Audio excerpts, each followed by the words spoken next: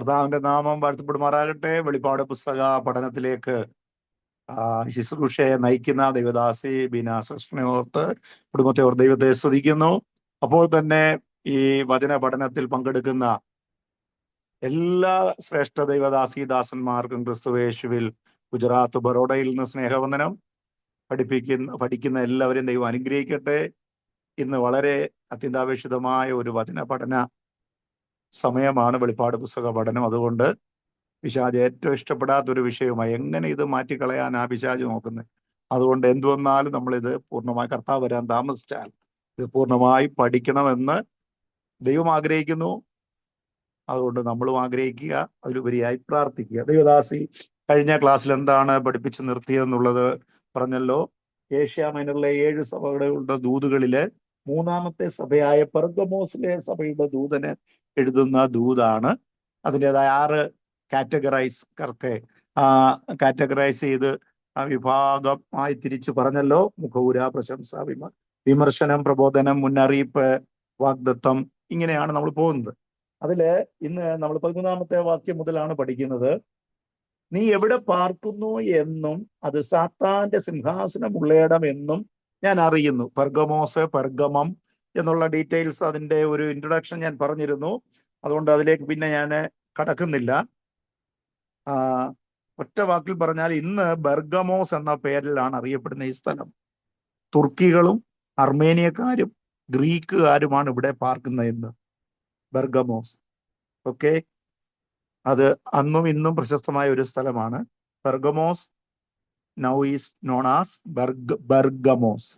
Okay, ഇവിടെ പറയുന്നത് നീ ഇരിക്കുന്ന ഇടം, നീ പാർക്കുന്ന ഇടം, പെർഗമോസ് സഭയോട് പറയുന്നത് പാർക്കുന്ന ഇടം ഏതാണ്? സാത്താന്റെ സിംഹാസനമുള്ളിടമെന്നും ഞാൻ അറിയുന്നു. എന്നാൽ ഇവിടെ ചില കാര്യങ്ങൾ ആ സഭയുമായിട്ട് ബന്ധപ്പെട്ട് പറയുന്നു. നീ എൻ്റെ നാമം മുറുകെ പിടിച്ചിരിക്കുന്നു, നിങ്ങളുടെ ഇടയിൽ സാത്താൻ പാർക്കുന്നിടത്ത് തന്നെ എൻ്റെ സാക്ഷിയും വിശ്വസ്തനുമായ അന്തിപ്പാസിനെ കൊന്ന കാലത്ത് പോലും നീ എങ്കിലുള്ള വിശ്വാസം നിഷേധിച്ചിട്ടില്ല. ചില ഗുണഗണങ്ങൾ ഈ സഭയെക്കുറിച്ച് പറയുന്നുണ്ട്. ഞാൻ ജസ്റ്റ് ഒന്ന് പറയാം. പ്രവൃത്തി, അവരുടെ പ്രവൃത്തി എന്താണെന്ന് 13-ാം വാക്യത്തിൽ കാണുന്നു. അപ്പോൾ തന്നെ 13-ാം വാക്യത്തില് അവരുടെ ഗുണമായിട്ട് പറയുന്നത് ക്രിസ്തുവിന്റെ നാമം മുറുകെ പിടിച്ചിരിക്കുന്നു. വീണ്ടും 13-ാം വാക്യത്തിൽ ദൈവനാമം നിഷേധിച്ചിട്ടില്ല, അല്ല വിശ്വാസം നിഷേധിച്ചിട്ടില്ല. ഇങ്ങനെയുള്ള നല്ല കാര്യങ്ങളാണ് പറയുന്നത്. എന്നാൽ പാർക്കുന്ന സ്ഥലം സാത്താന്യ പാർപ്പിടമാണെന്ന് വ്യക്തമാക്കുന്നു. അതിലേക്ക് നമ്മൾ മുന്നോട്ട് കടന്നു വരുമ്പം പറയാം. എന്നാൽ ഇവിടെ ഒരാളെ കുറിച്ച് പറയുന്നു, അന്തിപ്പാസ്. കഴിഞ്ഞ പ്രാവശ്യം ഞാൻ പറഞ്ഞായിരുന്നു, ANTIPAS, ആന്റിപ്പാസ്. ആന്തിപ്പാസ് എന്ന ഒരാളെ കുറിച്ച് നമ്മൾ ജസ്റ്റ് ഒന്ന് പറഞ്ഞു. അവിടെ കർത്താവിന് വേണ്ടി രക്തസാക്ഷിയായി തീർന്ന ഒരാളാണ് ആന്റിപ്പാസ് അഥവാ അന്തിപ്പാസ് എന്ന് പറയുന്ന ആൾ. അപ്പൊ നമ്മൾ ജസ്റ്റ് ഒന്ന് നോക്കാം, ഹു വാസ് അന്തിപ്പാസ്? ഇന്ന് ഇവിടെ നിന്ന് തുടങ്ങുകയാണ്. ആരാണ് അന്തിപ്പാസ്? ആരായിരുന്നു? Who was Antipas? ഈ അന്തിപ്പാസ് എന്ന് പറഞ്ഞ മനുഷ്യന് ആരാണെന്ന് നോക്കാം. He was a faithful witness or martyr in Pergamo. പെർഗമോസിലെ ജീവിച്ചിരുന്ന വിശ്വസ്തനായ ഒരു സാക്ഷിയും രക്തസാക്ഷിയുമായി പിന്നീട് മാറി. അപ്പോൾ അന്തിപ്പാസിനെ കുറിച്ച് നമ്മളൊന്ന് പഠിക്കേണ്ട ആവശ്യമാണ്. He was a faithful martyr in പെർഗമം. പെർഗമം എന്ന അഥവാ പെർഗമോസ് എന്ന പട്ടണത്തിലെ വിശ്വസ്തനായ ഒരു സാക്ഷിയായിരുന്നു. പിന്നീട് അദ്ദേഹം രക്തസാക്ഷിയായി മാറി. മാർട്ടിയർ എന്ന പദം കൊണ്ട് അർത്ഥമാക്കുന്നത് വിറ്റ്നസ് എന്നാണ്. അതുകൊണ്ടാണ് വിശ്വസ്തനായ സാക്ഷി, അതല്ലെങ്കിൽ രക്തസാക്ഷി എന്ന ഒറ്റ വാക്കിൽ പറയുമ്പോൾ വിശ്വസ്തനായിരുന്നു, പിന്നീട് കർത്താവിന് വേണ്ടി രക്തസാക്ഷിയായി മാറി. എന്നാൽ താൻ പാർത്തിരുന്ന സ്ഥലം സാത്താന്റെ ഇരിപ്പിടമായിരുന്നു. സാത്താൻ വസിക്കുന്ന നഗരത്തിലാണ് അദ്ദേഹം കൊല്ലപ്പെട്ടത്. അധികമായ അറിവൊന്നും അദ്ദേഹത്തെ കുറിച്ചില്ല. ഒരു അറിയപ്പെടാത്ത വിശ്വാസി എന്ന് മാത്രമേ നമുക്ക് അധികമായിട്ട് അറിയപ്പെടാത്ത ഒരു ക്രിസ്ത്യാനി, ക്രിസ്തുവിന് വേണ്ടി രക്തസാക്ഷിത്വം വഹിച്ച വിശ്വസ്തനായ ഒരു ദൈവപുരുഷനായിരുന്നു അന്തിപ്പാസ്. നിങ്ങൾ നോട്ട് ചെയ്തോണേ, ക്രിസ്തുവിന് വേണ്ടി വിശ്വസ്തയോടെ ജീവിച്ച് രക്തസാക്ഷിത്വം വഹിച്ച ഒരു സാധാരണക്കാരനായ ദൈവദാസനായിരുന്നു അന്തിപ്പാസ്. നമ്മൾ ചരിത്രങ്ങൾ പഠിക്കുമ്പോൾ അന്തിപ്പാസിന്റെ പ്രവർത്തികൾ എന്ന് പറഞ്ഞൊരു പുസ്തകം നമുക്ക് ഒരുപക്ഷെ ലഭിക്കും. അങ്ങനെ ഒരു പുസ്തകമുണ്ട്, അന്തിപ്പാസിന്റെ പ്രവർത്തികൾ. അദ്ദേഹം ചെയ്ത പ്രവർത്തനങ്ങളെ കുറിച്ചുള്ള ഒരു അറിവ് കിട്ടുന്ന പുസ്തകമുണ്ട്, അന്തിപ്പാസിന്റെ പ്രവർത്തികൾ എന്നാണ് അത് അറിയപ്പെടുന്നത്. ഈ അന്തിപ്പാസിനെ പിന്നീട് പെർഗമോസിലെ ബിഷപ്പായിട്ടും ചിത്രീകരിക്കുന്നുണ്ട്. അദ്ദേഹം സാധാരണക്കാരനായിരുന്നു, പിന്നീട് പെർഗമോസിലെ വിശ്വസ്ത സാക്ഷിയും ഒരു ചർച്ചിന്റെ തലവനായിട്ടും മാറി. അദ്ദേഹത്തെ രക്തസാക്ഷിയായെന്ന് പറയുമ്പോൾ കൊന്നുകളഞ്ഞതല്ലേ? എങ്ങനെയാണ് അദ്ദേഹത്തെ കൊന്നതെന്നറിയാമോ? കത്തിക്കൊണ്ടിരിക്കുന്ന ഒരു പിച്ചള പാത്രം എന്ന് പറയാൻ പറ്റത്തില്ല, വലിയൊരു വലിയൊരു പിച്ചള പാത്രത്തില് ഉള്ളിൽ അടച്ചിട്ട്, അങ്ങനെയാണ് അദ്ദേഹം മരിച്ചത്, അങ്ങനെയാണ് അദ്ദേഹത്തെ കൊന്നത്. അപ്പോൾ കത്തിക്കൊണ്ടിരിക്കുന്ന ഒരു പിച്ചള ഫർണസ്, എന്താ പറയാ, ഒരു ചൂള, അതിനകത്ത് അടച്ചിട്ടു. വെന്ത് കത്തി ഉരുകിയില്ലാതാവുകയായിരുന്നു.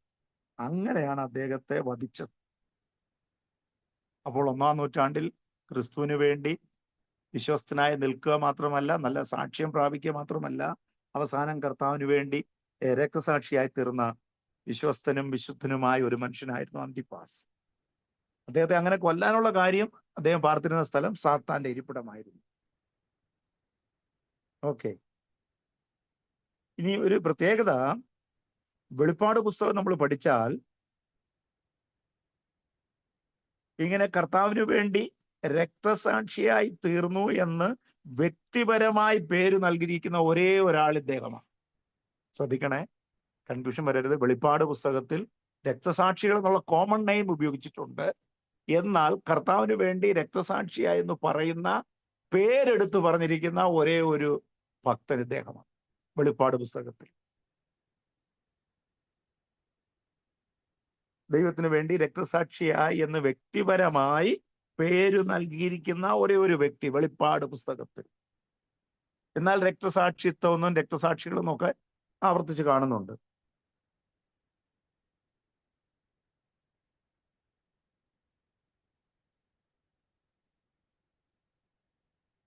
ഞാൻ ഇംഗ്ലീഷ് ഒന്ന് ആ സെന്റൻസ് ഒന്ന് പറഞ്ഞോട്ടെ. A faithful martyr in പെർഗമം who was killed in A city described as Satan's seat or where Satan dwells.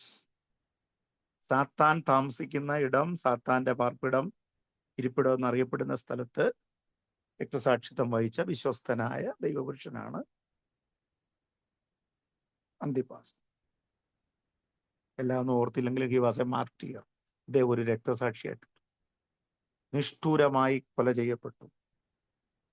അവസാനം വരെ ദൈവിക ഉപദേശം കാത്തുപാലിച്ചു. ഓക്കെ, ഞാൻ ആദ്യം ഇന്ന് പറയുന്നത്, ഇച്ചിരി നേരം കഴിയുമ്പോൾ വേറെ 2 പേരുടെ പേര് ഞാൻ എടുത്ത് പറയും ഈ പെർഗമോസുമായിട്ട് ബന്ധപ്പെട്ട്. അന്നേരം നമുക്ക് വിശുദ്ധരെയും യഥാർത്ഥമായി ദൈവത്തിന് വേണ്ടി നിന്നവരെയും ദൈവനാമം കളഞ്ഞു കുളിച്ചവരെയും നമുക്ക് കാണാൻ കഴിയും. അതുകൊണ്ട് അന്തിപ്പാസിനെ കുറിച്ച് നമ്മൾ ആദ്യമായിട്ട് അല്പം ഒന്ന് പഠിച്ചത്. ഏകദേശം മനസ്സിലായോ? എക്സ്പ്ലെയിൻ ചെയ്യണോ ഇനി? അന്തിപ്പാസ്. ഓക്കെ, അടുത്തത് നമ്മൾ വായിക്കുന്നത് അവരുടെ ഒരു കുറ്റം, അവരെ കുറിച്ച് ഒരു വിമർശനമാണ്. അത് നമുക്ക് വായിക്കാം. 14-ാമത്തെ വാക്യം. എങ്കിലും നിന്നെ കുറിച്ച് കുറഞ്ഞൊരു കുറ്റം പറയുവാനുണ്ട്. ഇസ്രായേൽ മക്കൾ വിഗ്രഹാർപ്പിതം തിന്നേണ്ടതിനും ദുർനടപ്പ് ആചരിക്കേണ്ടതിനും അവരുടെ മുന്നിൽ ഇടർച്ച വെക്കുവാൻ ബാലാക്കിന് ഉപദേശം കൊടുത്ത ബിലയാമിന്റെ ഉപദേശം പിടിച്ചിരിക്കുന്നവർ അവിടെ നിനക്കുണ്ട്. 15 വായിച്ചാട്ട്. അവണ്ണം നിക്കലോവിയരുടെ ഉപദേശം കൈക്കൊള്ളുന്നവർ നിനക്കുമുണ്ട്. മതി. ഈ 14, 15 വാക്യം പെർഗമോ സഭയുമായിട്ടുള്ള ബന്ധത്തിൽ അന്തിപ്പാസിനെ കുറിച്ച് നല്ല കാര്യം പറഞ്ഞപ്പോൾ തന്നെ അടുത്ത 2 പേര് നമുക്കറിയാവുന്ന 2 പേരാണ്. ഒന്ന് ബിലയാം. ഈ 14ഉം 15ഉം വാക്യങ്ങളില് പെർഗമോ സഭയിൽ കുറ്റമായി പറയുന്ന 4 കാര്യങ്ങളുണ്ട്. നിങ്ങൾ എഴുതിയാട്ടെ. പെർഗമോ സഭയെ വിമർശിച്ച് അല്ലെങ്കിൽ കുറ്റമായി പറയുന്ന 4 കാര്യങ്ങൾ 14, 15 വാക്യങ്ങളിൽ. അത് ഓരോന്നോരോന്ന് എഴുതിക്കണം താഴെയായിട്ട്. നമ്പർ 1, ബിലയാമിന്റെ ഉപദേശം പിടിച്ചിരുന്നവർ. അഥവാ ബിലയാമിന്റെ ഉപദേശം പിടിച്ചിരിക്കുന്നു. പെർഗമോ സഭയുടെ കുറ്റമായിട്ട് പറഞ്ഞിരിക്കുന്ന ഒന്ന്, അവിടെയുള്ള ചില വിശ്വാസികൾ ബിലയാമിന്റെ ഉപദേശം പിടിച്ചിരിക്കുന്നു. നമ്പർ 2, വിഗ്രഹാർപ്പിതം ഭക്ഷിക്കുന്നു. ഒന്ന്, ബിലയാമിന്റെ ഉപദേശം പിടിച്ചിരിക്കുന്നു. 2, വിഗ്രഹാർപ്പിതം ഭക്ഷിക്കുന്നു. 3, ദുർനടപ്പ് ആചരിക്കുന്നു. ദുർനടപ്പ് ആചരിക്കുന്നു. 4, നിക്കോലാവ്യരുടെ ഉപദേശം കൈക്കൊള്ളുന്നു.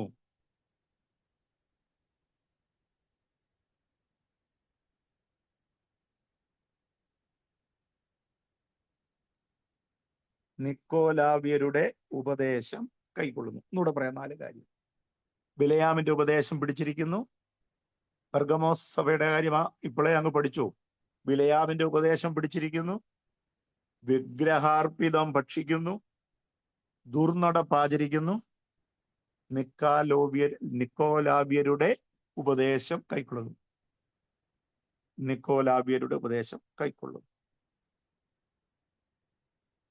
അപ്പൊ നമ്മൾ ആദ്യം പഠിക്കാൻ പോകുന്നത് എന്താണ് ബിലയാമിന്റെ ഉപദേശം.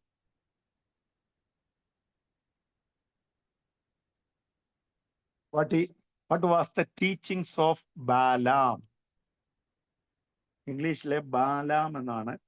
BALAAM. BALAAM. What was the teachings of Balaam? എന്തായിരുന്നു ബാലാമിന്റെ ഉപദേശം? അത് പറയുന്നതിന് മുമ്പ് ഈ ബിലയാമിനെ കുറിച്ച് പറയുമ്പോൾ പഴയ നിയമത്തിൽ ആരംഭിച്ച് പുതിയ നിയമത്തിൽ അവസാനിക്കുന്ന വിശദീകരണങ്ങളാണ് അതിന് നൽകിയിരിക്കുന്നത്. എന്ന് പറഞ്ഞാൽ 2 പഴയ നിയമ പുസ്തകത്തിലും പുതിയ നിയമ പുസ്തകത്തിലും ബിലയാമിന്റെ ഉപദേശത്തെ കുറിച്ച് നമുക്ക് കാണുവാൻ കഴിയുന്നു. പഴയ നിയമത്തിലും പുതിയ നിയമത്തിലും. നമ്പേഴ്സ്, സംഖ്യയുടെ പുസ്തകത്തിലെ ഏകദേശം 25-ാം അധ്യായം, സംഖ്യാപുസ്തകം, ബുക്ക് ഓഫ് നമ്പേഴ്സ്, ചാപ്റ്റർ 25, 3 മുതൽ 31-16. സംഖ്യാപുസ്തകം 25-ാം അധ്യായം. പുതിയ നിയമത്തില് 1 പീറ്റർ ചാപ്റ്റർ 2 വേഴ്സ് 15. 1 പത്രോസ് 2:15. 1 പത്രോസ് 2:15. യൂദ 11. യൂദയുടെ ലേഖനം 11-ാമത്തെ വാക്യം. അപ്പോൾ പഴയ നിയമത്തിലും പുതിയ നിയമത്തിലും ഒരുപോലെ ആവർത്തിച്ചു പറയുന്ന ഒരു സംഭവമാണ് ബിലയാമിന്റെ ദുർനടപ്പ്, അല്ലെങ്കിൽ ബിലയാമിന്റെ ആലോചന, ബിലയാമിന്റെ ഉപദേശം. ഈ പെർഗമോ സഭയിലെ വിശ്വാസികളിൽ ചിലർ ഈ ബിലയാമിന്റെ ഉപദേശം പിടിച്ചുകൊണ്ടിരുന്നു, അല്ലെങ്കിൽ ബിലയാമിന്റെ ഉപദേശം അംഗീകരിച്ചുകൊണ്ടിരുന്നു. അപ്പോൾ എന്താണ് ബിലയാമിന്റെ ഉപദേശം? അതിനു മുമ്പ് ബിലയാം എന്ന വാക്കിന്റെ അർത്ഥം നമുക്കൊന്ന് നോക്കാം. ഒരുപക്ഷെ നിങ്ങൾക്ക് ഇതുവരെ കിട്ടാത്ത ഒരു വിവരണമായിരിക്കും, അത് നോട്ട് ചെയ്യുക. എപ്പോഴെങ്കിലും ബാലാക്കും ബിലയാമിനെ കുറിച്ചൊക്കെ പ്രസംഗിക്കാനും പഠിപ്പിക്കാനും അവസരം കിട്ടിയാൽ ആ പേര് പോലെ അദ്ദേഹത്തിന്റെ സ്വഭാവവും. ഹീബ്രു വേർഡാണ് ബാലാം എന്നുള്ളതിന്റെ, അതാണ് ഇംഗ്ലീഷ്. ഹീബ്രു വേർഡ് 2 പദങ്ങൾ ചേർന്ന്, ആദ്യം നിങ്ങൾ ശ്രദ്ധിക്കുക, എന്നിട്ട് എഴുതുക. ബാല, BALA, ബാല ആദ്യത്തെ പദം, അതൊരു എബ്രായ പദമാണ് ബാല. രണ്ടാമത്തത് ആം, AM, ആം. ഈ 2 എബ്രായ പദങ്ങൾ ചേർന്നാണ് ബാലാം എന്ന പദം ഉണ്ടായത്. BALA, ബാല, പ്ലസ് അതുകൂടാതെ ആം, AM. ഈ 2 എബ്രായ പദങ്ങൾ, it was a combination of 2 Hebrew words. ബാല, ഇൻവെർട്ടഡ് കോമയിൽ ഇടണേ, ബാല അല്ലെങ്കിൽ ആം. ബാല എന്ന വാക്കിന്റെ അർത്ഥം ഡിവോർ എന്നാണ്. DEVOUR. ഇംഗ്ലീഷിൽ അറിയാവുന്നവർ എഴുതുക, ഇംഗ്ലീഷ് എഴുതാൻ പറ്റുന്നവർ DEVOUR, ഡിവോർ. ഡിവോർ ഡിവോർ എന്ന് പറഞ്ഞാൽ വിഴുങ്ങുന്നവൻ. ഡിവോർ എന്ന വാക്കിന്റെ അർത്ഥം ബാല എന്ന എബ്രായ പദത്തിന്റെ ഇംഗ്ലീഷാണ് ഡിവോർ. ഡിവോർ എന്ന വാക്കുകൊണ്ട് അർത്ഥമാക്കുന്നത് വിഴുങ്ങുന്നവൻ, നശിപ്പിക്കുന്നവൻ, ചൂഷണം ചെയ്യുന്നവൻ.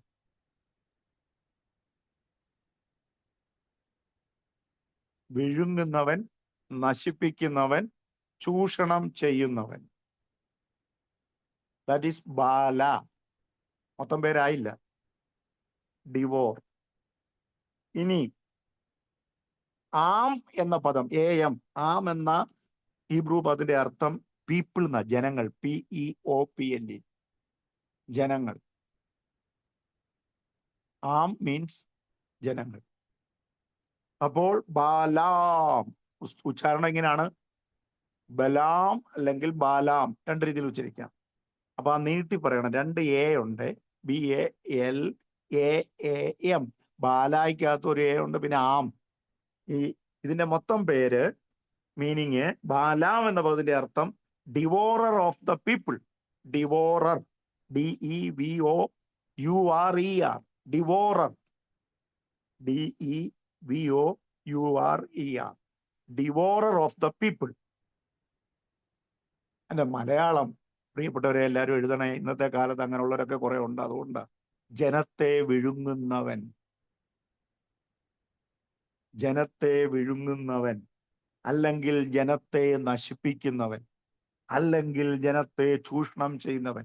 ഈ മൂന്ന് പദപ്രയോഗമാണ് ബാലാം എന്ന പദത്തിന്റെ പദം കൊണ്ട് അർത്ഥമാക്കുന്നത്. ഒന്നുകൂടെ പറയാം. ആം എന്ന വാക്കിന്റെ അർത്ഥം ജനമായതുകൊണ്ട് ജനത്തെ വിഴുങ്ങുന്നവൻ, ജനത്തെ നശിപ്പിക്കുന്നവൻ, രണ്ടാമത്തെ മീനിങ്. മൂന്നാമത്തത് ജനത്തെ ചൂഷണം ചെയ്യുന്നവൻ. ഇപ്പൊ നിങ്ങൾക്ക് ഏകദേശം പിടികിട്ടി. ഈ ബാലാമിന്റെ, ബിലയാമിന്റെ, ഈ മലയാളത്തിൽ ബിലയാം എന്ന് പറയുന്നത് ബലാമയ, ബാലാം എന്നാണ് ഇംഗ്ലീഷിൽ. അപ്പം ബാലാമിന്റെ അഥവാ ബിലയാമിന്റെ ഉപദേശം എന്ന് പറഞ്ഞപ്പോഴേ പിടികിട്ടിയോ? ജനത്തെ നശിപ്പിക്കുന്ന, ജനത്തെ തെറ്റായ മാർഗത്തിലേക്ക് നയിക്കുന്ന ഒരു ഉപദേശം. അങ്ങനെയുള്ള ഒരു പ്രവണത. ജനത്തെ വിഴുങ്ങിക്കളയുന്നവൻ,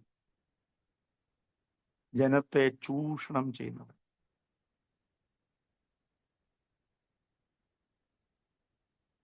നീ പുള്ളി എന്താ ചെയ്തതെന്നറിയാമോ? ഞാൻ മലയാളത്തിൽ പറയാം, പിന്നെ ഇംഗ്ലീഷിലൂടെ ഒന്ന് പറയാം. ആർക്കെങ്കിലും ഇംഗ്ലീഷ് എഴുതാനുണ്ടെങ്കിൽ അതിനു വേണ്ടി. അപ്പോൾ ഡിവോറർ ഓഫ് ദി പീപ്പിൾ, ജനത്തെ വിഴുങ്ങുന്നവൻ എന്നാണ് ബാലാം എന്ന, ബിലയാം എന്ന വാക്കിന്റെ അർത്ഥം. ഹീബ്രു വാക്കിൽ ബാല ഔറാം. ഓക്കെ, നീ ശ്രദ്ധിക്കണേ. ഇത് ഈ ഒരു കാര്യം പറഞ്ഞിട്ട് നമുക്ക് ആ വാക്യത്തിലേക്ക് വരാം, 14-ാമത്തെ വാക്യത്തിലേക്ക്. എന്താണ് ബിലയാമിന്റെ ഉപദേശം എന്ന് അർത്ഥമാക്കുന്നത്? വിശ്വാസികളെ കേട്ടിട്ട്, ഇപ്പൊ എഴുതണ്ട, ഞാൻ ഒന്ന് ആദ്യം ഒന്ന് കേട്ടിട്ട് പിന്നെ ഞാൻ നിർത്തി പറയാമെന്ന് എഴുതിയാൽ മതി. വിശ്വാസികളെ അവരുടെ പ്രത്യേക അഥവാ വിശേഷ പദവികളെ ഉപേക്ഷിച്ചുകൊണ്ട് പാപത്തിലേക്ക് വശീകരിക്കുന്ന ഒരു തരം മതപരമായ വിട്ടുവീഴ്ച. ശ്രദ്ധിക്കണേ. വിശ്വാസികളെ അവരുടെ വിശേഷ പദവി അല്ലെങ്കിൽ പ്രത്യേക പദവി ഉപേക്ഷിച്ച് കളയിപ്പിച്ച് പാപത്തിലേക്ക് വശീകരിച്ചു കൊണ്ടുപോയി, വശീകരിക്കുന്ന ഒരു തരം മതപരമായ വിട്ടുവീഴ്ച. എഴുതാല്ലേ? എഴുതിക്കോ. എന്താണ് ബിലയാമിന്റെ ഉപദേശം എന്ന് അർത്ഥമാക്കുന്നത്? വിശ്വാസികളെ അവരുടെ പ്രത്യേക പദവി എന്ന് പറഞ്ഞാൽ വിശ്വാസി എന്ന പദവിയുടെ ബ്രാക്കറ്റിൽ വിശേഷ പദവി എന്ന് എഴുതി, വിശേഷം കൂടെ എഴുതിയേക്കണേ. വിശ്വാസികൾ അവരുടെ പ്രത്യേക പദവി അല്ലെങ്കിൽ വിശേഷ പദവി ഉപേക്ഷിച്ചുകൊണ്ട് പാപത്തിലേക്ക് വശീകരിക്കുന്ന ഒരു തരം മതപരമായ വിട്ടുവീഴ്ച, ഒരു അഡ്ജസ്റ്റ്മെന്റ്, മതപരമായ വിട്ടുവീഴ്ച. ഇംഗ്ലീഷിൽ പറയാം സെന്റൻസ്. ആരെങ്കിലും ഇംഗ്ലീഷിൽ എഴുതണമെങ്കിൽ എഴുതിക്കോ. A form of religious compromise.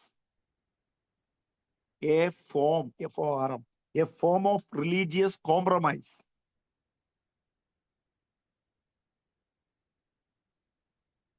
that entices, entices, that entices believers to sin, sin, sin, that entices believers to sin by abandoning, abandoning, abandoning their set apart status, their THEIR, their set up, set കഴിഞ്ഞിട്ട് ഒരു hyphen, set apart, SETAPART, set apart, set apart status, STATUS. അതാണ് മുമ്പേ പറഞ്ഞത്. വിശ്വാസികളെ അവരുടെ വിശേഷമായ പ്രത്യേകമായ പദവി, ആ സ്റ്റാറ്റസ്, ആ നിലവാരം ഉപേക്ഷിപ്പിച്ചിട്ട് പാപത്തിലേക്ക് വശീകരിക്കുന്ന ഒരു മതപരമായ വിട്ടുവീഴ്ച, A form of religious compromise that entices believers to sin by abandoning their set apart status. Set apart എന്ന് പറഞ്ഞാൽ വിശുദ്ധമായ വേർപെട്ട ആ പദവിയിൽ നിന്ന് അവരെ പിന്മാറ്റത്തിലേക്ക് കൊണ്ടുവന്ന് പാപത്തിൽ വലിച്ചിഴയ്ക്കുന്ന ഒരു മതപരമായ സ്വഭാവമാണ് ഈ ടീച്ചിങ്സ് ഓഫ് ബിലയാം, ബിലയാമിന്റെ ഉപദേശം കൊണ്ട് അർത്ഥമാക്കുന്ന ഒന്നാമത്തെ കാര്യം. പിന്നെ ഇദ്ദേഹം എന്താ ചെയ്തെന്നൂടെ പറയണ്ടായോ? ഇങ്ങനെ പഴയ നിയമത്തിൽ പുള്ളി എന്താ ചെയ്തത് നമുക്കറിയാമല്ലോ. Balaam instructed King Balak to place a stumbling block before the Israelites. അദ്ദേഹം ചെയ്തത് ഇസ്രായേല്യരുടെ മുമ്പിൽ ഒരു ഇടർച്ച വയ്ക്കാൻ ബിലയാം ബാലാക്കിനോട് നിർദ്ദേശിച്ചു. ഇസ്രായേല്യരുടെ, ദൈവജനത്തിന്റെ, പീപ്പിൾ ഓഫ് ഗോഡ്, ഇസ്രായേലിന്റെ അല്ലെങ്കിൽ അബ്രഹാമിന്റെ വംശത്തെ ഒരു ഇടർച്ച വയ്ക്കാൻ ബിലയാം ബാലാക്കിനോട് നിർദ്ദേശിച്ചു. ബാലാക്ക് പറഞ്ഞിട്ടാണ് ഈ പ്രവചിക്കാനൊക്കെ പോയത്. എന്നാൽ ഇവർ തമ്മിലുള്ള ഒരു അഡ്ജസ്റ്റ്മെന്റ് അതെന്താണെന്ന് പറയാം. വിഗ്രഹങ്ങൾക്ക് അർപ്പിക്കപ്പെട്ട ഭക്ഷണം കഴിക്കാൻ നിർദ്ദേശിച്ചു. വിഗ്രഹങ്ങൾക്ക് അർപ്പിക്കപ്പെട്ട ഭക്ഷണം കഴിക്കാൻ. ഇന്നും പോകുന്ന വിശ്വാസികളുണ്ട് കേട്ടോ, ഇന്നും പോകുന്ന ക്രിസ്ത്യാനികളുണ്ട്. പണ്ട് അവിടെയൊക്കെ ആയിരുന്നു, പണ്ട് പല രീതിയിൽ. ഇന്ന് ആ നേർച്ചയും എന്താണ് പറയുന്നേ, പെരുന്നാളും ഉത്സവങ്ങളും. അപ്പം അതുകൊണ്ട് ശ്രദ്ധിക്കണം. വിഗ്രഹങ്ങൾക്ക് അർപ്പിക്കപ്പെട്ട ഭക്ഷണം കഴിക്കാനും, അടുത്തത് ബിലയാമിന്റെ ഉപദേശം എന്ന് പറയുമ്പോൾ അടുത്തത് ലൈംഗിക അധാർമികതയിൽ ഏർപ്പെടുവാനും, ലൈംഗികമായ അധാർമികതയിൽ ഏർപ്പെടാനും അവരെ പ്രത്യേകം വശീകരിച്ചു, ജനത്തെ.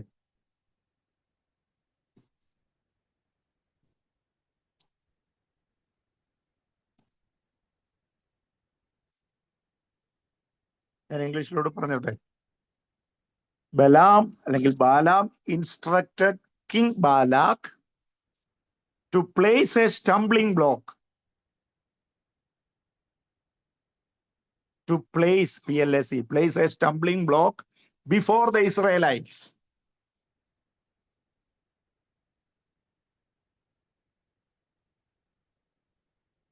വിശ്വാസികളുടെ ഇടയിൽ ഒരു ഇടർച്ച വയ്ക്കാൻ നിർദ്ദേശിച്ചു. English. Balaam instructed, INSTRUCTED.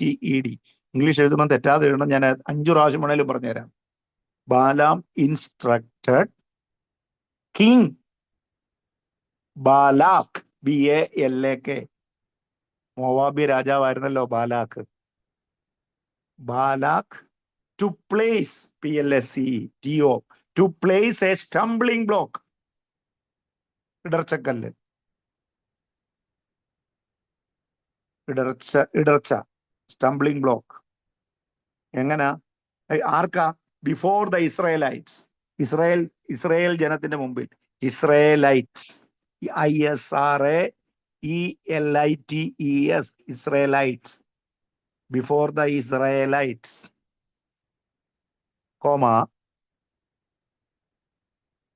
specifically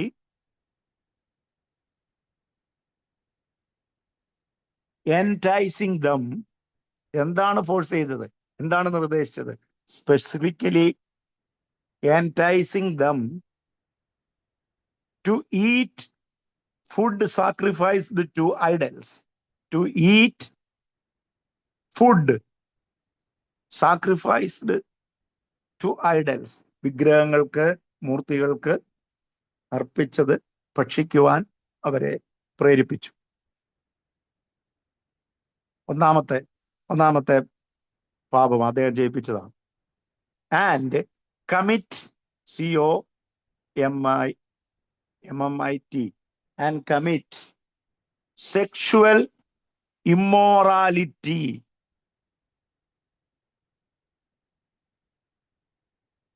വിഗ്രഹാർപ്പിതം ഭക്ഷിക്കുക മാത്രമല്ല, അധാർമികതയിലേക്ക്, ലൈംഗികമായ അധാർമികതയിൽ ഏർപ്പെടുവാനും അവരെ വശീകരിച്ചു. ഇന്ന് ഈവൻ കേരളത്തിൽ പോലും ഇങ്ങനെ ഉള്ള ക്രിസ്തീയ പേര് പറയുന്ന ഒത്തിരി സംഘടനകളുണ്ട്. നിങ്ങൾക്കറിയാവുന്നതുകൊണ്ട് ഞാൻ ഗുജറാത്തിൽ ഇരുന്നുകൊണ്ട് ഞാൻ പറഞ്ഞതിനേക്കാൾ കൂടുതൽ നിങ്ങൾക്ക് കേരളത്തിലെ ഒന്ന് ആകമാനമായി വീക്ഷിച്ചാൽ ആലപ്പുഴ മുതൽ അങ്ങ് തൃശ്ശൂരോ പാലക്കാട് വരെ നമുക്ക് ഒത്തിരി എണ്ണത്തെ കാണാൻ കഴിയുന്നുണ്ട്. മ്ലേച്ഛത, കുടുംബ ബന്ധങ്ങളെ തകർത്തു കളയുന്ന പൈശാചിക തേർവാഴ്ച ഇന്നും നടക്കുന്നുണ്ട്. അതുകൊണ്ട് പെർഗമോസിന്റെ സഭയ്ക്ക് കൊടുക്കുന്ന ദൂത് ബിലയാമിന്റെ സ്വഭാവം നിങ്ങൾ എഴുതിയെന്ന് ഞാൻ വിശ്വസിക്കുന്നു. മലയാളത്തിൽ ഒന്നുകൂടെ പറയാം. വിശ്വാസികളെ അവരുടെ പ്രത്യേക അഥവാ വിശേഷ പദവികളെ ഉപേക്ഷിച്ചുകൊണ്ട് പാപത്തിലേക്ക് വശീകരിക്കുന്ന ഒരു തരം മതപരമായ വിട്ടുവീഴ്ച. Compromise, no problem. പാപം ചെയ്ത് പിന്നെ ക്ഷമ പറഞ്ഞാൽ മതി, അല്ലെങ്കിൽ ഏറ്റു പറഞ്ഞാൽ എന്ന് പറഞ്ഞ് ഒരു അഡ്ജസ്റ്റ്മെന്റ്, കോംപ്രമൈസ്, ഒരു വിട്ടുവീഴ്ച. അടുത്തതാണ് ഇസ്രയേലിയരുടെ മുമ്പിൽ ഒരു ഇടർച്ച വയ്ക്കാൻ ബിലയാം ബാലാക്കിനോട് നിർദ്ദേശിച്ചു. അതെങ്ങനെയൊക്കെയാ? വിഗ്രഹങ്ങൾക്ക് അർപ്പിക്കപ്പെട്ട ഭക്ഷണം കഴിക്കാനും ലൈംഗിക അധാർമികതയിൽ ഏർപ്പെടുവാനും അവരെ പ്രത്യേകമായി വശീകരിച്ചു.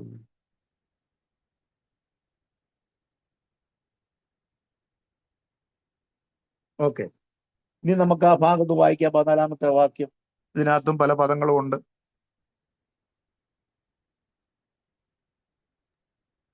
വായിച്ചാട്ടെ. എങ്കിലും നിന്നെക്കുറിച്ച് കുറഞ്ഞൊരു കുറ്റം പറയുവാനുണ്ട്.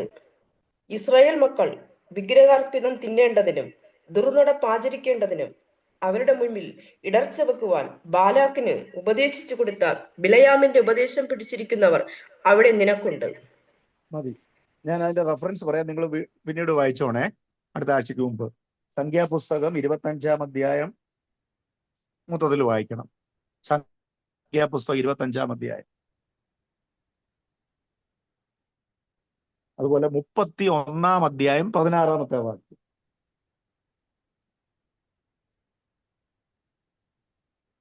ഒന്ന് കൊരിന്ത്യർ 10:8.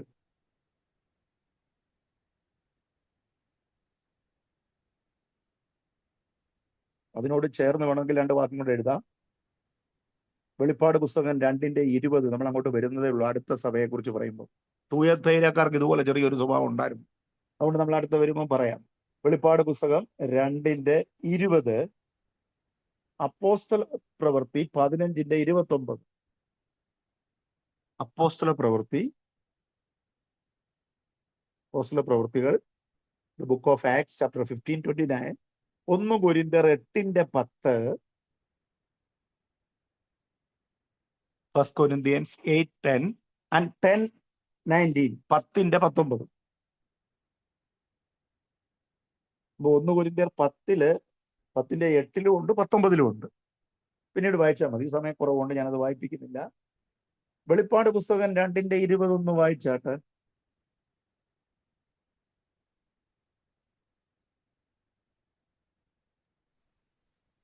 താൻ പ്രവാചകി എന്ന് പറഞ്ഞ് ദുർനടപ്പ് ആചരിപ്പാനും വിഗ്രഹാർപ്പിതം തിന്മാനും എന്റെ ദാസന്മാരെ ഉപദേശിക്കുകയും തെറ്റിച്ചു കളയുകയും ചെയ്യുന്ന ഇസബേൽ എന്ന സ്ത്രീയെ നീ അനുവദിക്കുന്നു എന്നൊരു കുറ്റം നിന്നെ കുറിച്ച് പറവാനുണ്ട്. അതിനെ അടുത്ത സഭയെക്കുറിച്ചാണ്. തൂവാത്തയിലെ എങ്കിലും വിഗ്രഹാർപ്പിതം ഭക്ഷിക്കാൻ പ്രേരിപ്പിക്കുന്ന വേറൊരു പാർട്ടി. അപ്പൊ ഇങ്ങനെ കുറെ എണ്ണം 1-ാം നൂറ്റാണ്ടിലുണ്ടായിരുന്നു, ഇന്നും ഉണ്ട് കുറെ. ഓക്കെ, നമുക്ക് അവിടെ വരുമ്പോൾ അത് ഇസബേലിനെ കുറിച്ചും ആ കാര്യം നമുക്ക് ചിന്തിക്കാം. പിന്നെ മറ്റു വാക്യങ്ങൾ നിങ്ങളുടെ അറിവിന് വേണ്ടി പറഞ്ഞതേ ഉള്ളൂ. ബാക്കി വാക്യങ്ങളൊന്ന് വായിച്ച് ധ്യാനിച്ചോണം. ഇതിന്റെ കൂടെ നോട്ട്സ് ആയിട്ട് എഴുതിക്കോണം. നമ്പേഴ്സ്, സംഖ്യാപുസ്തകം 25-ാം അധ്യായത്തില് പ്രധാനമായിട്ട്. ഇപ്പൊ നമ്മള് എന്തായിരുന്നു പെർഗമോ സഭയിലെ വിശ്വാസികളെ തെറ്റിച്ചു കളയുവാൻ ബിലയാമിന്റെ ഉപദേശം പിടിച്ചവർ ചെയ്തിരുന്നതെന്നാണ് നമ്മളിപ്പോൾ പഠിച്ചത്, അല്ലേ? നമ്മൾ 4 പോയിന്റ് പെർഗമോ സഭയുടെ കുറ്റമായി പറഞ്ഞതിൽ ഒന്നാണ് ബിലയാമിന്റെ ഉപദേശം പിടിച്ചു. എന്താണ് നമ്മൾ പഠിച്ചു. രണ്ടാമത്, ഇത് യൂദയുടെ ലേഖനത്തിലും പത്രോസിന്റെ ലേഖനത്തിലൊക്കെ ഉണ്ട്, ഞാൻ ആ വാക്യം പറഞ്ഞ് നോക്കണേ. ഓക്കെ, രണ്ടാമത് വിഗ്രഹാർപ്പിതം ഭക്ഷിക്കുന്നു, അതും നമ്മളിപ്പോൾ വായിച്ചു. മൂന്നാമത് നമ്മൾ എഴുതി ദുർനടപ്പാചരിക്കുന്നു, അതാണ് ലൈംഗികമായി തെറ്റായ മാർഗത്തിലേക്ക് നയിക്കുവാൻ, രഹസ്യഭാവങ്ങളിലേക്ക് ദുർനടപ്പ് ആചരിക്കുവാൻ അവരെ പ്രലോഭിപ്പിച്ചു. നാലാമത്തെ അവരുടെ പ്രത്യേകതയായിട്ട് 15-ാം വാക്യം നമുക്ക് നോക്കാം. ഔവണ്ണം നിക്കോലാവിയരുടെ ഉപദേശം കൈക്കൊള്ളുന്നവൻ നിനക്കുണ്ട്. 15-ാമത്തെ വാക്യം വായിച്ചാട്ടെ. അവണ്ണം നിക്കോലാവ്യരുടെ ഉപദേശം കൈക്കൊള്ളുന്നവർ നിനക്കുമുണ്ട്. ഓക്കെ,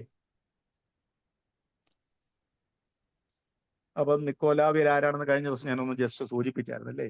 നമ്മൾ പഠിച്ചതാ, എങ്കിലും പറയാം. നിക്കോലാവിയർ,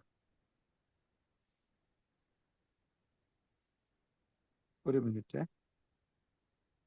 ഇതിന്റെ ഗ്രീക്ക് വേർഡ് നിക്കോലാവൂസ്, NICALAUS. നിക്കോലാവ്യരുടെ, നിക്കാലോസ്,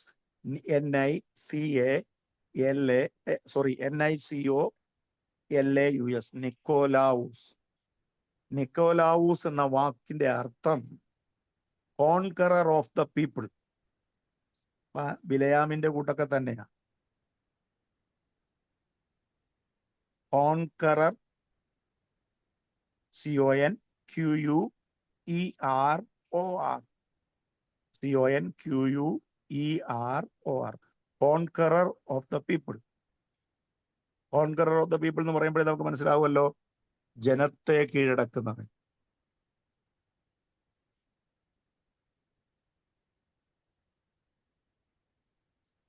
ആ വാക്കിന്റെ അർത്ഥം അതാണ്.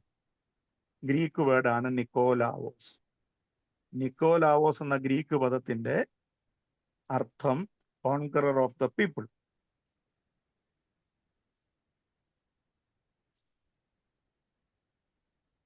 ഓക്കെ, ഇദ്ദേഹത്തിന്റെ പരിപാടി എന്താണെന്ന് അറിയാമോ? അദ്ദേഹത്തിന്റെ പഠിപ്പിക്കലുകൾ പ്രവർത്തികളും സമന്വയമായി ബന്ധപ്പെട്ടിരിക്കുന്നു, ഒരുമിച്ച് ചേർന്നിരിക്കുന്നു. നിക്കോലാവസിന്റെ എന്താണെന്ന് ഞാൻ പറയാം. ക്രിസ്തീയ വിശ്വാസത്തെ പുറജാതീയ ലൗകികതയുമായും അധാർമികവുമായും സംയോജിപ്പിച്ചു പുള്ളി. അതാണ് നിക്കോലാവിയറിന്റെ സ്വഭാവം. എന്തായിരുന്നു?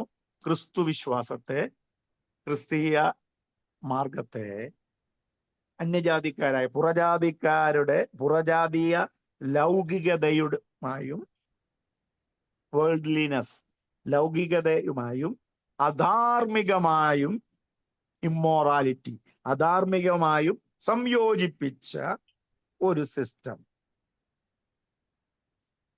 ഒരു ഉപദേശം. അതായിരുന്നു നിക്കോലാവിയരുടെ ഉപദേശം. സിൻക്രിറ്റിസം എന്ന് അതിന് പറയാം. SYNCITISM, സിൻക്രിറ്റിസം. His teachings and actions, തന്റെ ഉപദേശവും തന്റെ പ്രവൃത്തികളും are associated with pagan syncretism. Pagan എന്ന് പറഞ്ഞാൽ അന്യജാതിക്കാരുടെ, ജാതീയ, പുറജാതിക്കാരുടെ, PAGAN, പേഗൻ.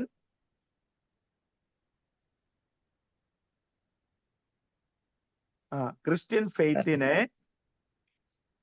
കണക്ട് ചെയ്തു pagan syncretism, that is blending worldliness and immorality. അധാർമികതയും ലൗകികതയും ദൈവജനത്തിന്റെ ഇടയിലേക്ക് കൂട്ടിക്കലർത്തി. ഇതാണ് ഇംഗ്ലീഷ് വേർഡ് ഒന്നുകൂടെ പറഞ്ഞാട്ടെ. Yes. Their teaching and actions are THEIR, their, അവരുടെ നിക്കലോവിയരുടെ ഉപദേശം. Their teachings and actions, അവരുടെ പഠിപ്പിക്കലുകളും പ്രവൃത്തികളും, actions are associated with Christian faith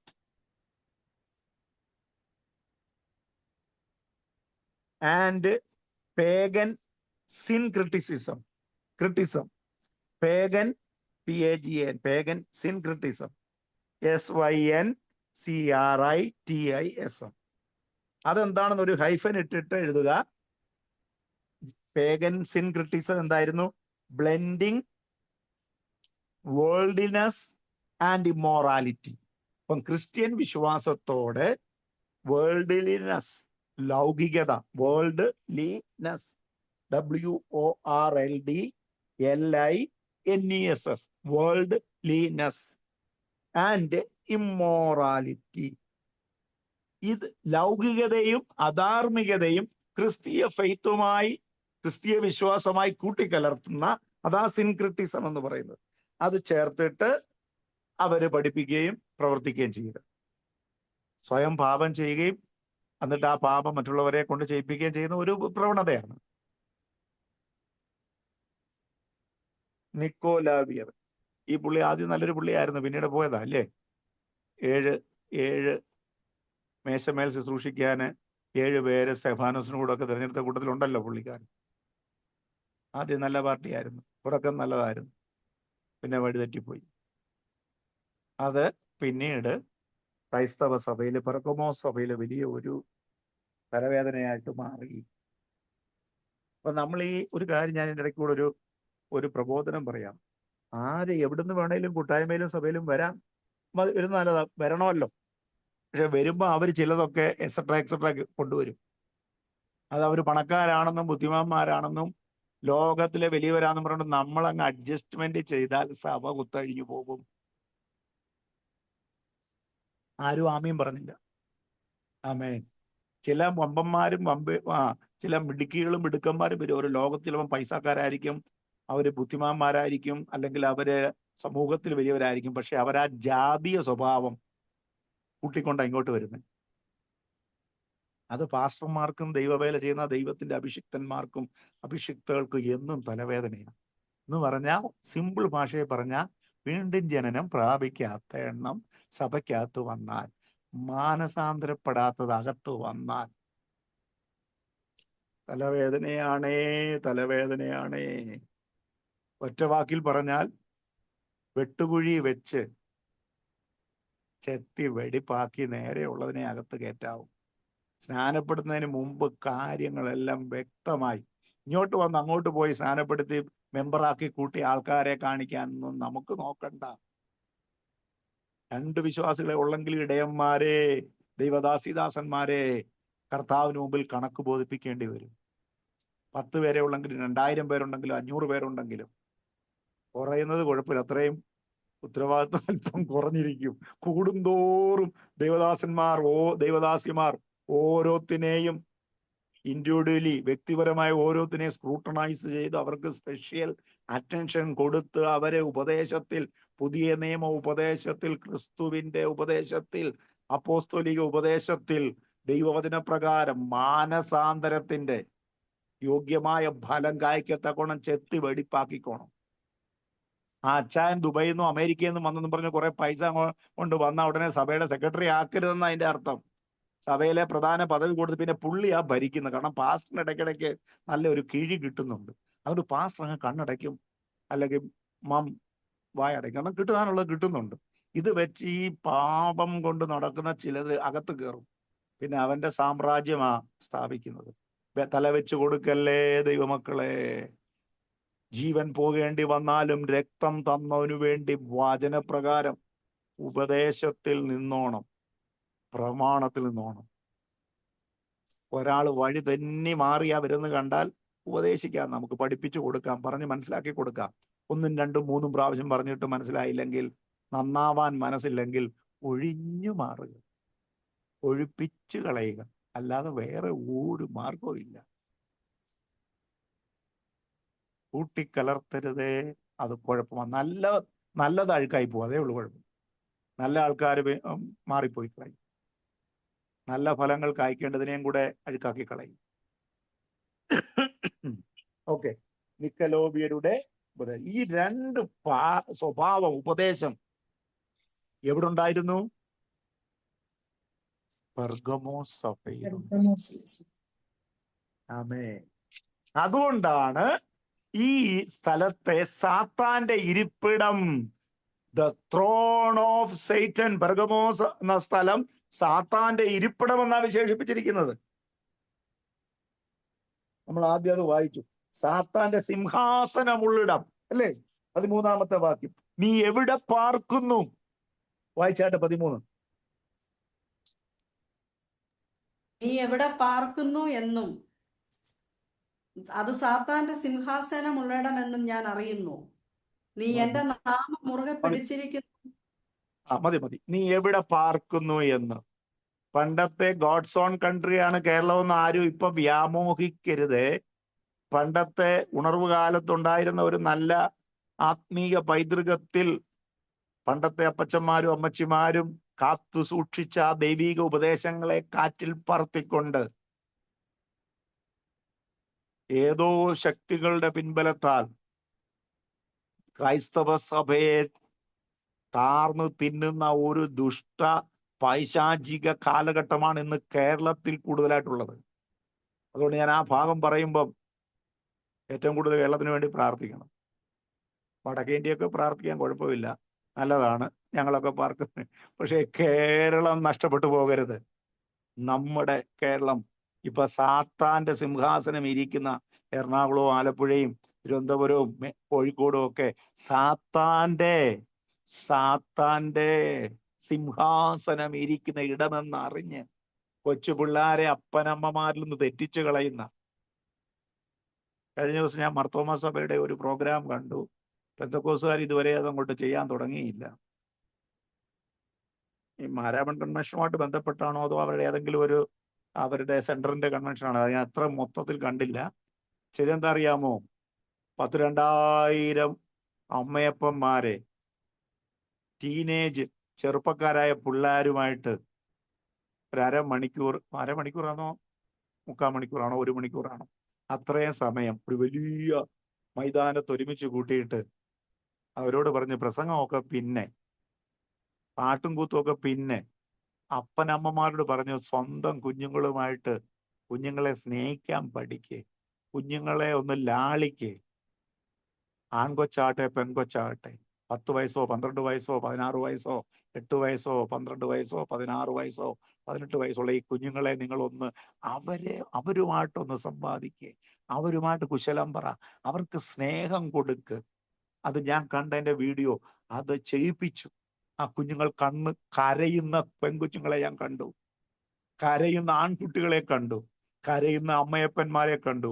1/4 മണിക്കൂറോളം അമ്മയപ്പന്മാരുമായി കുഞ്ഞുങ്ങൾ ഒരുമിച്ചിരുന്ന് വർത്തമാനം പറഞ്ഞ് കെട്ടിപ്പിടിച്ച് ഉമ്മ കൊടുത്ത് പരസ്പരം സ്നേഹം ബഹുമാനം പങ്കിട്ടപ്പോൾ അവിടെ പിന്നെ പ്രസംഗത്തിന്റെ ആവശ്യമില്ല. അവരുടെ ആ കുടുംബത്തിലെ പൈശാചിക ശക്തികൾ വിട്ടഴിയുമായിരുന്നു. എവിടെയാണ് നമ്മുടെ കുഞ്ഞുങ്ങളെ സാത്താൻ അടിമയാക്കുന്നത്? വീട്ടിൽ തിരക്കാ, എല്ലാവർക്കും തിരക്ക്. സാത്താൻ കൊണ്ടുവരുന്ന ഒരു എന്താ പറയുന്നേ, കെണിയാണ്. കെണി എന്ന് പറഞ്ഞാൽ അവന്റെ ഒരു നുകമാണ്, നുകം. തിരക്ക്, കുഞ്ഞുങ്ങളുമായിട്ടിരിക്കാൻ സമയമില്ല. പ്രസവിച്ചങ്ങ് വിടുക, അല്ലെങ്കിൽ ജനിപ്പിച്ചങ്ങ് വിടുക. ഹോസ്റ്റലിലോ, എനിക്ക് ഒത്തിരി അനുഭവം. ഇന്നലെ ഞാൻ പോയി, 37 വയസ്സുള്ള ഒരു ചെറുപ്പക്കാരൻ, ഗുജറാത്തിയാ, സിംഗപ്പൂരിലൊക്കെ പഠിച്ച് ഹോട്ടൽ മാനേജ്മെന്റും കഴിഞ്ഞ് സിംഗപ്പൂരിൽ ജോലി ചെയ്തിട്ടാണ് ഇപ്പൊ ഇവിടെ പട്ടുപിടിച്ചിരിക്കുന്നു പെരയ്ക്കകത്ത്. ഇന്നലെ പോയി 3 മണിക്കൂർ കൗൺസിലിംഗ് കൊടുത്തിട്ടാ വന്നത്. ആദ്യം അവരുടെ ഹിസ്റ്ററി പഠിച്ചപ്പം അമ്മയും അപ്പനും ലവ് മാരേജ്, അത് കഴിഞ്ഞിട്ട് 3-4 വർഷം കഴിഞ്ഞപ്പം ഡിവോഴ്സ്, അയാൾ വേറെ വഴിക്ക് പോയി. ഈ കൊച്ചൻ ഇതെല്ലാം കണ്ട് അവൻ്റെ മനസ്സ് നീറി വേദനിച്ച് അമ്മയപ്പന്മാരുടെ ജീവിത നിമിത്തം കണ്ടും കേട്ടും അവനെ ഹോസ്റ്റലിലും പല സ്കൂളുകളും കോളേജിലും ഒക്കെ പഠിച്ചു. പക്ഷെ ഇപ്പം വന്ന ബുദ്ധിയെ പോലെ വരയ്ക്കാതിരിപ്പുണ്ട്. പടവും വരച്ചോണ്ടിരിക്കുക 37 വയസ്സുള്ള കൊച്ചൻ. എന്തുവാ ഐസ്ക്രീമിന്റെ പടവും ഒരു കൊച്ചു പിള്ളേർ കൊടുക്കുന്ന എന്തോ പറയുന്ന ഡ്രോയിങ് ബുക്ക് പോലെ അതിനകത്ത് എന്നെ കാണിച്ച് അങ്കളെ പാസ്റ്ററെ ഇതാന്ന് പറഞ്ഞു. അമ്മ മാത്രം, ഭർത്താവ് വേറെ, അപ്പൻ വേറെ പോയി. ഇതിന്റെ എല്ലാം വിക്ടിമാണ്. ദൈവമക്കളെ, നമ്മൾ ഒത്തിരി പ്രസംഗിച്ചില്ലെങ്കിലും, ഒത്തിരി പാടിയില്ലെങ്കിലും, ഒത്തിരി സഭകൾ സ്ഥാപിച്ചില്ലെങ്കിലും, നമുക്ക് തന്ന തലമുറ അവരേതു സമയത്തും അപ്പനോടും അമ്മയോടും സ്നേഹം പങ്കിടുവാൻ കരുതും. അത് ബൈബിൾ ക്ലാസ് ആയതുകൊണ്ടും വെളിപ്പാട് പുസ്തകമാണ് ഞാൻ അങ്ങോട്ട് പോകുന്നില്ല. വേറെ എപ്പോഴെങ്കിലുമൊക്കെ അവസരം കിട്ടിയാൽ ഞാൻ പറയാം. അനുഭവങ്ങളുടെ കൂമ്പാരത്തിൽ നിന്നുകൊണ്ട് ക്രിസ്തീയ ജീവിതത്തിൽ, ക്രിസ്തീയ ശുശ്രൂഷയിൽ ഓരോ ദിവസം ഫേസ് ചെയ്യുന്ന ഒത്തിരി ഫാമിലി ഇഷ്യൂസിനെ കണ്ടുകൊണ്ട് ഞാൻ പറയട്ടെ, നമ്മുടെ തലമുറയെ പിശാച് അടിമയാക്കാൻ അനുവദിക്കരുത്. 14-ാമത്തെ ദുർനടപ്പാചരിക്കേണ്ടതിന് അവരുടെ മുമ്പിൽ ഇടർച്ച വെപ്പാൻ ബാലാക്കിന് ഉപദേശിച്ചു കൊടുത്ത ബിലയാമിന്റെ ഉപദേശം പിടിച്ചിരിക്കുന്നവർ ഇവിടെ നിനക്കുണ്ട്. ഔവണ്ണം നിക്കലോബിയരുടെ ഉപദേശം കൈക്കൊള്ളുന്നവർ നിനക്കുണ്ട്. ഇത്രയുമാണ് അവരുടെ കുറവായിട്ട് പറഞ്ഞത്. നമ്മുടെ സമയം പോകുന്നതുകൊണ്ട് 16-ാമത്തെ വാക്യം. ഇനി എന്താ ഒരു പോംവഴി? ഇതിനൊരു നിവാരണം എന്താ? ഉപദേശം എന്താ? 16. ആകയാൽ മാനസാന്തരപ്പെടുക, അല്ലാതിരുന്നാൽ ഞാൻ വേഗത്തിൽ വന്ന് എന്റെ വായിലെ വാളുകൊണ്ട് അവരോടും പോരാടും. മതി. എന്താ പറഞ്ഞത്? ആകയാൽ മാനസാന്തരപ്പെടുക.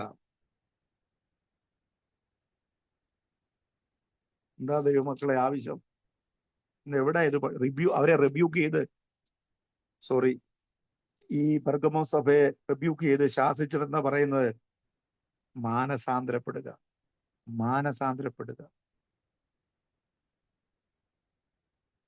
അല്ല ഞാൻ വേഗത്തിൽ വന്ന് എന്റെ വായിലെ വാളുകൊണ്ട് അവരോട് പോരാടും. ദൈവത്തിന്റെ കോപത്തിനിരയായിത്തീരും.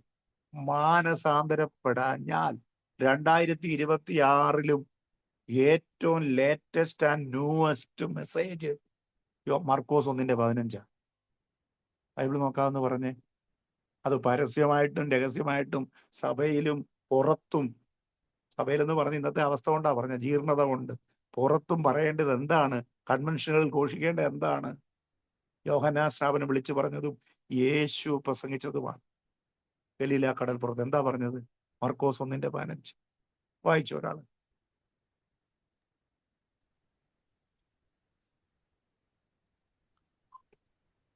കാലം തികഞ്ഞു, ദൈവരാജ്യം സമീപിച്ചിരിക്കുന്നു, മാനസാന്തരപ്പെട്ട് സുവിശേഷത്തിൽ വിശ്വസിപ്പീൻ എന്ന് പറഞ്ഞു.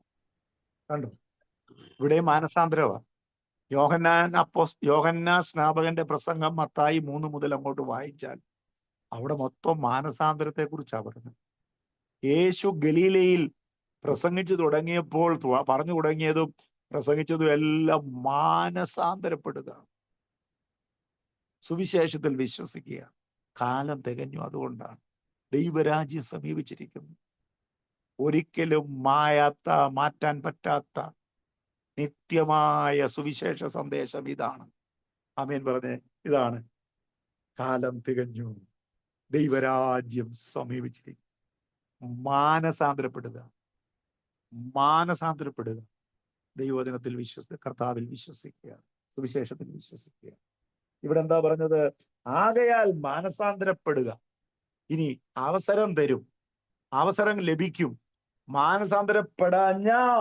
അല്ലാഞ്ഞാൽ ഞാൻ വേഗത്തിൽ വന്ന് എന്റെ വായിലെ വാളുകൊണ്ട് അവരോട് പോരാടും. ഇത് മുന്നറിയിപ്പാ. അല്ലാഞ്ഞാൽ നമ്മൾ ഒത്തിരി പഠിക്കുന്നതല്ല. ഞാൻ ഇന്ന് തുവാത്തൈര കലി സഭയെ കുറിച്ച് കൂടെ പഠിപ്പിക്കണമെന്ന് വിചാരിച്ചാൽ, പക്ഷെ സമയം പോയി. കുഴപ്പമില്ല, പതുക്കെ നമ്മൾ പഠിച്ചാൽ മതി. കർത്താവ് വരാൻ താമസിച്ചാല്. അല്ല ഞാൻ മാനസാന്തരപ്പെടാഞ്ഞാൽ കർത്താവ് പറയാം, ഞാൻ വേഗത്തിൽ വരും, എന്റെ വായിലെ വാളുകൊണ്ട് ഞാൻ അവരോട് പോരാടും. ആരോട്? മാനസാന്തരപ്പെടാത്തവരോട്. ഇനി അവസാനമായിട്ട് പ്രതിഫലം, വാഗ്ദത്തം, വാഗ്ദാനം. 17-ാമത്തെ വാക്യം. സഭകളോട് പറയുന്നത് എന്തെന്ന് ചെവിയുള്ളവൻ കേൾക്കട്ടെ. ജയിക്കുന്നവന് ഞാൻ മറഞ്ഞിരിക്കുന്ന മന്ന കൊടുക്കും. ഞാൻ അവന് വെള്ളക്കല്ലും ലഭിക്കുന്നവനല്ലാതെ ആരും അറിയാത്തതും ആ കല്ലിന്മേൽ എഴുതിയിരിക്കുന്നതുമായ പുതിയ പേരും കൊടുക്കും. Thank you. അപ്പം പെർഗമോ സഭയ്ക്ക് കൊടുത്ത 3 വാഗ്ദത്തങ്ങൾ അല്ലെങ്കിൽ വാഗ്ദാനങ്ങൾ എഴുതുക. പെർഗമോ സഭയോടുള്ള 3 വാഗ്ദാനങ്ങൾ അല്ലെങ്കിൽ പ്രതിഫലം, വാഗ്ദത്തം. 1, മറഞ്ഞിരിക്കുന്ന മന്ന. 2, വെള്ളക്കല്ല്. 3, ആ കല്ലിന്മേൽ എഴുതിയിരിക്കുന്ന പേര്, പുതിയ പേര്. ആ കല്ലിന്മേൽ എഴുതിയിരിക്കുന്നതുമായ പുതിയൊരു പേര്. 3 പ്രതിഫലമാണ്.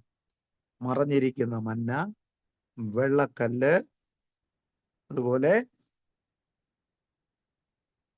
ആ കല്ലിന്മേൽ എഴുതിയ പുതിയ ഒരു പേര്. ദ ഹിഡൻ മന്ന, ഇംഗ്ലീഷിൽ ദ ഹിഡൻ മന്ന. വിഗ്രഹാർപ്പിതം ഉപേക്ഷിക്കുന്ന ദൈവപൈതലേ, ഐഡൽ ഫുഡ്, വിഗ്രഹങ്ങളുടെ മുമ്പിൽ വിഗ്രഹാർപ്പിതമായ ഭക്ഷണം സ്വമേധയാ ഉപേക്ഷിക്കുന്ന ദൈവപൈതലേ, ഞാൻ ആത്മാവിൽ ഒരു കാര്യം പറയട്ടെ. നീ ലോകത്തിൽ ചിലത് ഉപേക്ഷിക്കുമ്പോൾ സ്വർഗീയമായ ചിലത് ദൈവം നിനക്ക് വേണ്ടി കരുതി വെച്ചിട്ടുണ്ട്. അതാണ് ഹിഡൻ മന്ന. ഐഡൽ ഫുഡ് നീ മറക്കുമ്പോൾ, ഐഡൽ ഫുഡിനെ നീ ഒഴിവാക്കുമ്പോൾ, വിഗ്രഹാർപ്പിതം അത് ഏത് രൂപത്തിൽ വന്നാലും അത് നീ ഉപേക്ഷിച്ചാൽ സ്വർഗത്തിലെ ഹിഡൻ മന്ന നിനക്ക് തരും. അതെന്തായിരിക്കും? ഇതൊരു ഉപമേലങ്കാരത്തിലാ പറഞ്ഞിരിക്കുന്നത്. As the tree of life, ജീവവൃക്ഷത്തിന്റെ ഫലം തിന്മാൻ തരും. Praise the Lord.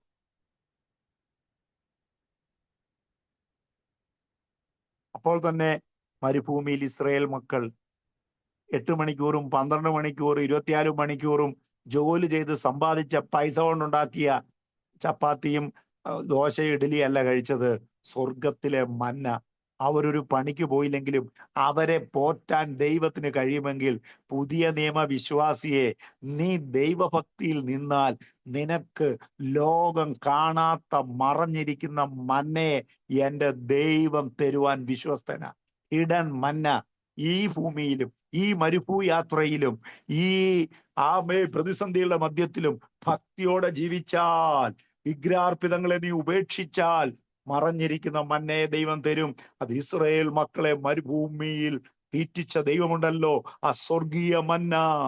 What is it? ഇതെന്താണെന്ന് പറയത്തക്കവണ്ണം ഒത്താമ്പലരി പോലുള്ളതും വെളുത്തതും വളരെ നല്ല സ്വാദിഷ്ടമായ മന്ന കൊണ്ട് 40 വർഷം അവരുടെ അധ്വാനം കൊണ്ടല്ല, അവരുടെ ശമ്പളം കൊണ്ടല്ല, അവരുടെ ബാങ്ക് ബാലൻസ് കൊണ്ടല്ല, അവരുടെ കയ്യിൽ ഒന്നുമില്ലായിരുന്നു. സ്വർഗത്തിലെ ദൈവം അവരെ പോഷിപ്പിച്ചെങ്കിൽ, വിശ്വാസി നീ ഏതിന്റെ പുറകിലാ ഓടുന്നത്? തമ്പുരാനെ മറന്ന്, ആരാധന മറന്ന്, ഉപവാസ പ്രാർത്ഥന മറന്ന്, വചനധ്യാനം മറന്ന്, പ്രാർത്ഥന മറന്ന്, അത് നിനക്ക്, ആ ആഹാരം നിനക്ക് ദോഷമായിട്ട് വരും. അതുകൊണ്ട് ദൈവം തരുന്നത് ശ്രേഷ്ഠമാണ്. ഹിഡൻ മന്ന, മറഞ്ഞിരിക്കുന്ന മന്ന. ആമേൻ. അപ്പോൾ തന്നെ ഓർക്കണം, യേശു ക്രിസ്തു പറഞ്ഞു, ഞാൻ ഇങ്ങനെ പറഞ്ഞു പോയ സമയം പോയി, നിർത്തുക. ആത്മീയ വിളിച്ചത് യേശു ക്രിസ്തു പറഞ്ഞു, I am the bread of life. ഞാൻ ജീവന്റെ, Yohannan 6:48, I am the bread of life. ഞാൻ ജീവന്റെ അപ്പമാകുന്നു. ഏതാ ദൈവമക്കളെ ശ്രേഷ്ഠം? യേശുവിൽ നിന്ന് ഭക്ഷിക്കുവാൻ, യേശുവിൽ നിന്ന് പ്രാപിക്കുവാൻ, ജീവന്റെ അപ്പമാകുന്ന ക്രിസ്തുവിൽ നിന്ന് ഭക്ഷിപ്പാനും പാനം ചെയ്യുവാനും, അർത്ഥാത് തിരുമേശയിൽ നിന്ന് പങ്കാളിത്തം വഹിക്കുന്ന, ഒറ്റ വാക്കി പറഞ്ഞു നിർത്താം, കർത്തൃമേശയിൽ നിന്ന് വിശുദ്ധ ഭക്ഷണം ഭക്ഷിക്കുന്ന ദൈവമക്കൾ ഒരു കാരണവശാലും ഒരുത്തിയുടെയും വിഗ്രഹാർപ്പിതത്തിന്റെ മുമ്പിൽ തലകുനിക്കരുത്, വാ തുറക്കരുത്. സ്വർഗത്തിലെ ദൈവം നിന്നെ പോഷിപ്പിക്കുവാൻ വിശ്വസ്തനാ. ആമേൻ. ജയിക്കുന്നവന് മറഞ്ഞിരിക്കുന്ന മന്ന, വെള്ളക്കല്ല്, white stone with a new name written on it. വെള്ളക്കല്ല്, ഇത് എന്താണെന്ന് നമുക്കറിയത്തില്ല. ഇത് അൺസേർട്ടനാണ്. ഈ വെള്ളക്കല്ല് എന്താണെന്ന് നമുക്ക് വ്യക്തമാക്കി കിട്ടിയിട്ടില്ല. കർത്താവ് അത് ഒരു പെബിൾ എന്ന് പറയുമ്പോൾ നല്ല വെള്ളക്കല്ല്, PEBBLE, പെബിൾ. സ്വർഗീയമായ ആ വിവാഹത്തിൽ, സ്വർഗീയ ജീവിതത്തിൽ കർത്താവ് നമുക്ക് തരുന്ന പ്രതിഫലങ്ങളിൽ ഒന്നാണ്. ഓക്കെ, ഞാൻ വിടുന്നു, സമയമില്ലാത്തതുകൊണ്ട് അവസാനം പറയുന്നു, ആ കല്ലിന്മേൽ എഴുതിയിരിക്കുന്ന ഒരു ന്യൂ നെയിം. 3-ാം അധ്യായം 12-ാം വാക്യം ഒന്ന് വായിച്ചാട്ടെ. 3-ാം അധ്യായം 12-ാം വാക്യം. ജയിക്കുന്നവനെ ഞാൻ എന്റെ ദൈവത്തിന്റെ ആലയത്തിൽ ഒരു തൂണാക്കും. അവൻ ഒരിക്കലും അവിടെ നിന്ന് പോകുകയില്ല. എന്റെ ദൈവത്തിന്റെ നാമവും എന്റെ ദൈവത്തിന്റെ പക്കൽ നിന്ന്, സ്വർഗത്തിൽ നിന്ന് തന്നെ ഇറങ്ങുന്ന പുതിയ യെരൂശലേം എന്ന എന്റെ ദൈവത്തിന്റെ നഗരത്തിന്റെ നാമവും എന്റെ പുതിയ നാമവും ഞാൻ അവന്റെ മേൽ എഴുതും. മതി. ഇത് ഈ വാക്യവുമായിട്ട് ഒന്ന് കണക്ട് ചെയ്തേര്. നമുക്ക് വരുന്ന ദിവസങ്ങൾ പഠിക്കുമ്പോൾ അത് പഠിക്കാം. ഇപ്പോൾ പെർഗമോസ് സഭയുടെ മെസ്സേജ് തീർന്നു. കറക്റ്റ് 9 മണിയായി. ദൈവം നമ്മെ എല്ലാവരെയും അനുഗ്രഹിക്കട്ടെ. മനസ്സിലായി, ഗ്രഹിച്ചു, എഴുതിയെന്ന് വിശ്വസിക്കുന്നു. All glory belongs to God. സർവമഹത്വം കർത്താവിന് അർപ്പിക്കുന്നു. അടുത്ത ക്ലാസ്സിൽ നമുക്ക് തുവാഥീര സഭയെ കുറിച്ച് പഠിക്കാം. God bless you. Over to Beena sister.